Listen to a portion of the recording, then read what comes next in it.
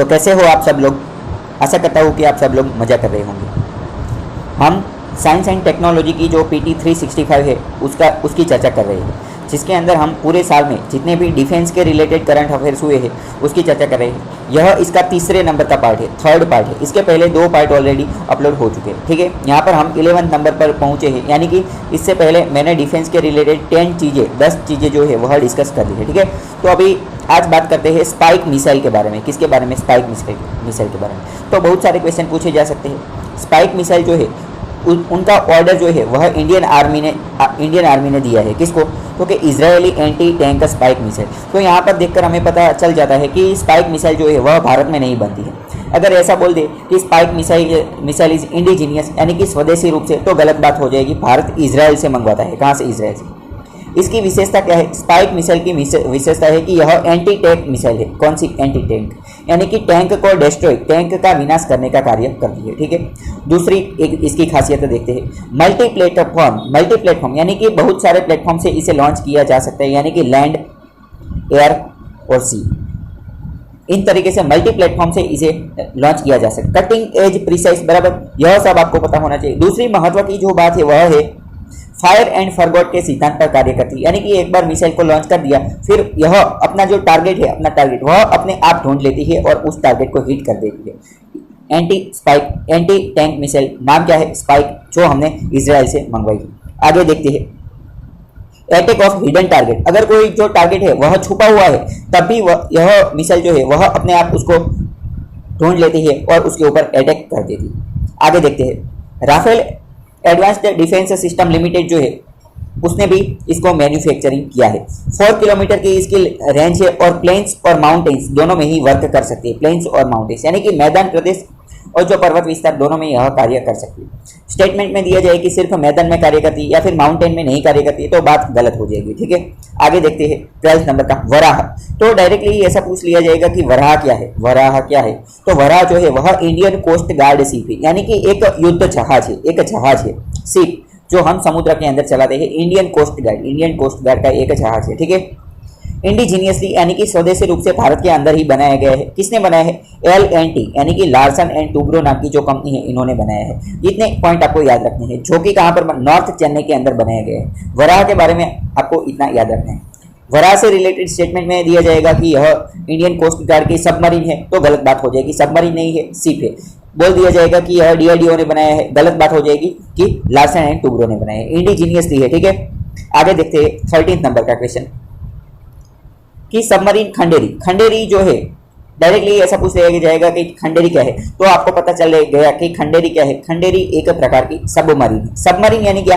जो पानी के अंदर जाकर रिसर्च और वो सब करती है, या फिर अटैक करने का, या फिर पानी के नीचे रहने का कार्य करती है, यह आपको पता होना चाहिए। समुद्र के अंदर, समुद्र की गहराइयों में जाकर रहता है, उसे क्या बोलते हैं? सबमरीन बोलते हैं, जिसका नाम है खंडेरी।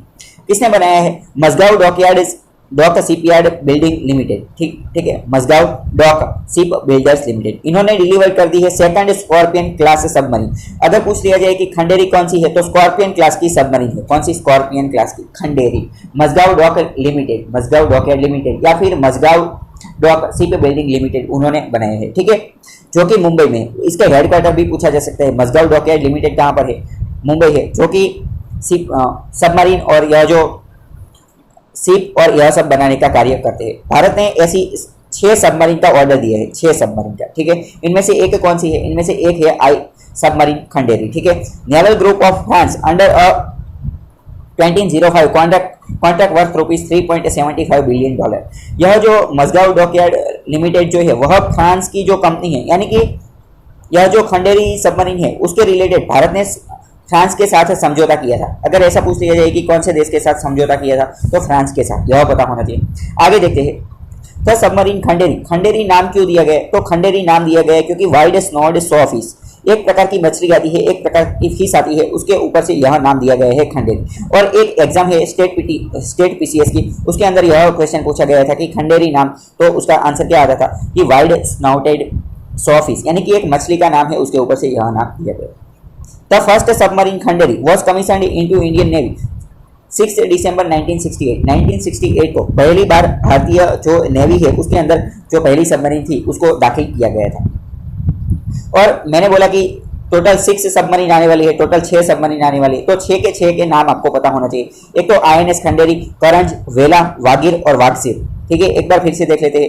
खंडेरी, करंज, वेला, वागीर और वागसीर, यह जो है यह 6 सबमरीन है जो सबसे पहली सबमरीन 1968 में लाई गई थी। फ्रांस के साथ मिलकर पार्टनरशिप की है। आगे देखते हैं।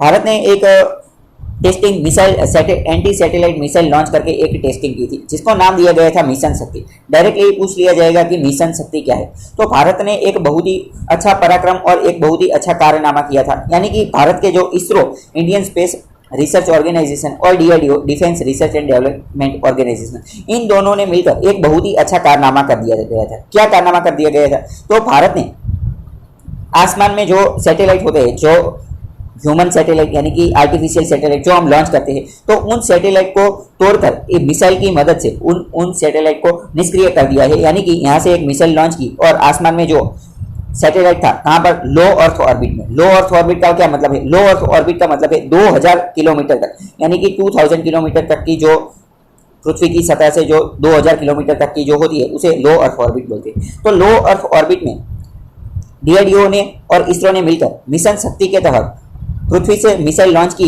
और लो अर्थ ऑर्बिट में जो हमारा सैटेलाइट था उसको मार गिराया। यानी कि हमारे पास यह एक ताकत आ गई है कि अगर हमारा कभी भी किसी देश के साथ युद्ध हो जाता है या फिर अगर हमें किसी देश से बदला लेना है तो हम किसी और देश के उपग्रह यानी कि सैटेलाइट को भी हमारे इस मिसाइल की मदद से मार गिरा सकते हैं। तो यह पता होना चाहिए। यह भारत के लिए एक बहुत ही बड़ी अचीवमेंट यानी कि सिद्धि है और भारत जो है वह ऐसा करने वाला चौथा देश बन गया है। 4th कंट्री, चौथा ऐसा देश बन गया है। कौन सा? पहला है अमेरिका, रूस और चाइना, उसके बाद इंडिया जो है वह 4th यानी कि चौथा ऐसा देश बन गया है। ये इस टेस्ट का नाम क्या था? तो मिशन शक्ति। और यह भी याद रखना है कि एसेट, इसको क्या बोलते हैं? एसेट यानी कि एंटी सैटेलाइट वेपन यानी कि हथियार, एंटी सैटेलाइट यानी कि सैटेलाइट को मार गिराने का हथियार। ठीक है, यहाँ पर यह भी पता होना चाहिए कि बहुत सारे जो देश थे, कुछ देश उन्होंने भारत की निंदा भी की थी, यानी कि भारत की क्रिटिक्स भी की थी। उन्होंने भारत को यह बोला था कि भारत ने यह टेस्ट कर स्पेस डिब्री बढ़ा दी है। स्पेस डिब्री, देखो यहाँ पर जो डिब्रीज लिखा है उसको डिब्रीज नहीं बोलते लेकिन डिब्री बोलते हैं। एस जो है वह साइलेंट है। क्या है? S silent. Space debris Bharat ने बढ़ा दी। तो स्पेस डिब्री का मतलब क्या होता है? स्पेस डिब्री का मतलब होता है आकाश में होने वाला मलबा। जो आकाश में हम जो कचरा करते हैं, जो गार्बेज करते हैं, उसको स्पेस डिब्री बोलते हैं। ठीक है, तो यह जो मिसाइल हमने जो सैटेलाइट जो है वह मार गिरा है, तो जो सैटेलाइट के जो टूटे हुए अवशेष है वह तो वहीं पर अवकाश में ही होंगे, तो वह स्पेस डिब्री क्रिएट करेंगे। तो यह आपको पता होना चाहिए। भारत ऐसा चौथा देश बन गया है और भारत ने यह जो अचीवमेंट, यह जो सिद्धि है वह इंडिजीनियसली हासिल की है, किसी और देश की मदद नहीं ली है। इसरो और DRDO दोनों ने मिलकर यह कार्य किया है, यह भी पता होना चाहिए। यहाँ पर दूसरी एक बात यह भी पता होनी चाहिए कि भारत ने यह मिसाइल टेस्टिंग की एसेट यानी कि एंटी सैटेलाइट। भारत ने यहाँ पर पृथ्वी पर बैठे बैठे आसमान में जो अपना सैटेलाइट था 2000 किलोमीटर के आसपास का, यहाँ पर बैठे बैठे उस सैटेलाइट को मार दिए। यानी कि हम ऐसा भी बोल सकते हैं कि हमारे पास इंटरकॉन्टिनेंटल बैलिस्टिक मिसाइल की भी क्षमता है। यानी कि इंटरकॉन्टिनेंटल बैलिस्टिक मिसाइल का मतलब क्या है? सबसे पहले यह समझे, बैलिस्टिक मिसाइल सबसे पहले समझे। मिसाइल यह तो आपको पता ही होगा कि किसी टारगेट को हिट करने के लिए या फिर किसी टारगेट को खत्म करने के लिए यूज होता है। बैलिस्टिक का मतलब समझिए अब आप। बैलिस्टिक मिसाइल यानी कि किस प्रकार की मिसाइल? बैलिस्टिक मिसाइल जो होती है वह परवलय आकार में गति करती है। यानी कि पृथ्वी है, पृथ्वी के वातावरण में सबसे पहले यानी कि पृथ्वी के एटमॉस्फेयर में सबसे पहले वह ऊपर जाती है। सबसे पहले मिसाइल क्या होती है? ऊपर जाती है। और जो बैलिस्टिक मिसाइल होती है उसको सिर्फ ऊपर जाने के लिए ही फोर्स देना पड़ता है, ऊपर जाने के लिए इसको सिर्फ फ्यूल देना पड़ता है। फिर क्या होता है? कुछ निश्चित अंतर के लिए यह ऊपर जाती है, फिर ऑटोमेटिकली ही वह जो है वह नीचे आ जाएगी। और आपको पता ही होगा कि ग्रेविटी यानी कि गुरुत्वाकर्षण का जो नियम है, तो फिर वह ऑटोमेटिकली ही नीचे आ जाएगी। और इस प्रकार यानी कि परवलय आकार से इस प्रकार की जो गति करती है उसे हम बैलिस्टिक मिसाइल बोलते हैं। ठीक है, तो यह आपको पता होना चाहिए।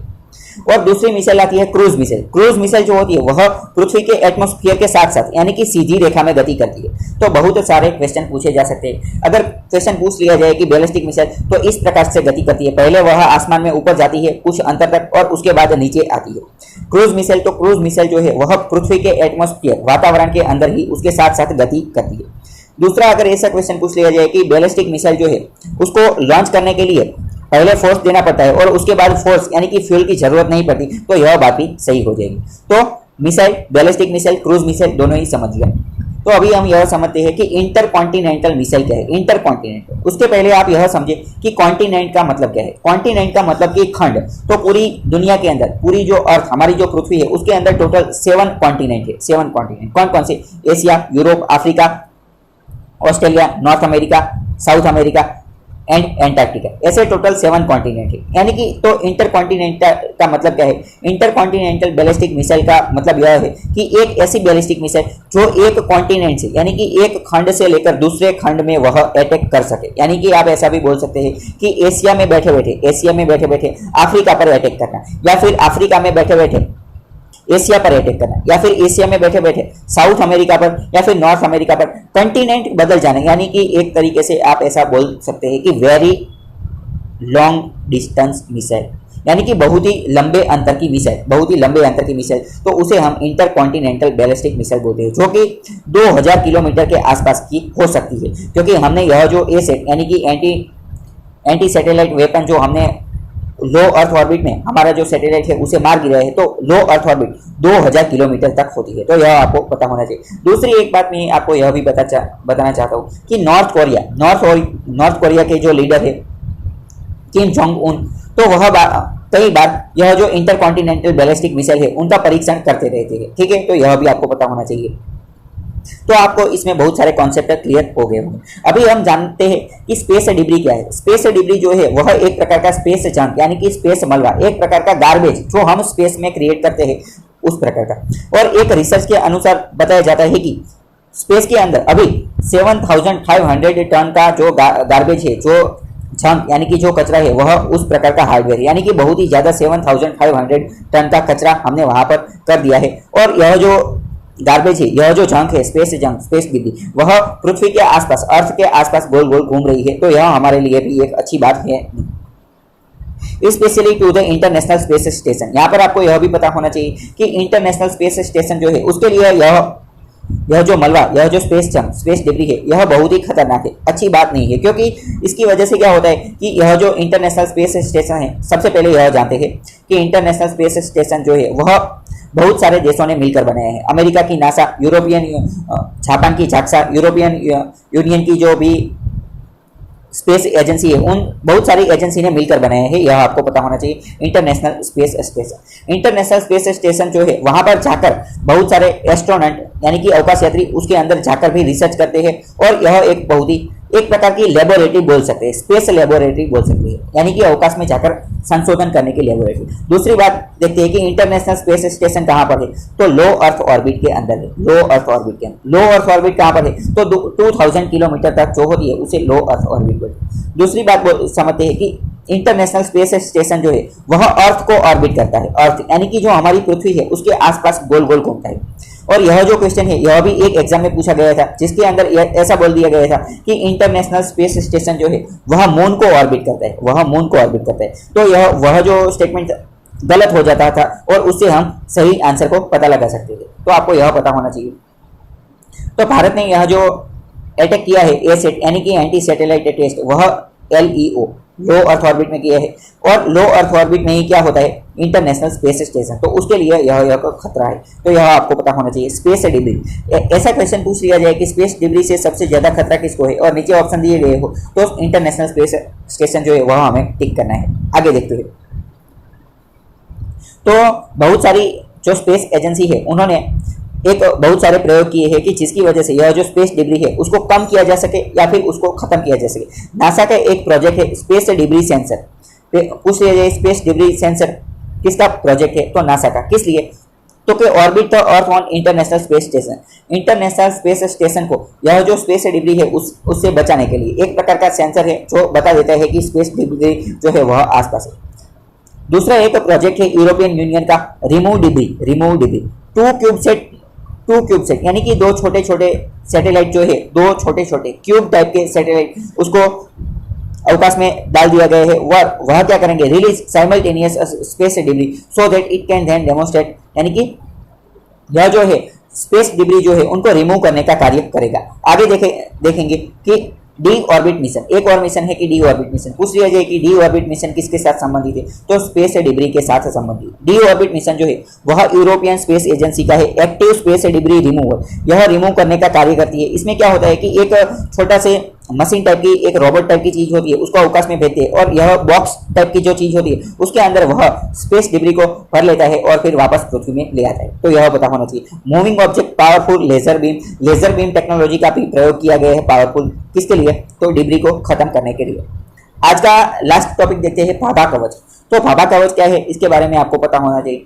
तो भाभा कवच भारत का सबसे पहला first lightest and indigenous bullet proof jacket है। तो भाभा कवच क्या है, बुलेट प्रूफ जैकेट है, किसका, भारत का। कौन सा, फर्स्ट लाइटेस्ट, लाइटेस्ट यानी कि जो जिनका वेट कम हो उसे हम लाइटेस्ट बोलते हैं, जिनका वजन कम हो उसे हम लाइटेस्ट बोलते हैं। इंडिजीनियस यानी कि स्वदेशी रूप से भारत ने अपने आप ही बनाया है। किसने बनाया है, ordnance factory board, to ordnance factory board जो है उन्होंने बनाया है। मिनिस्ट्री ऑफ होम अफेयर्स ने इसको अप्रूव कर दिया है।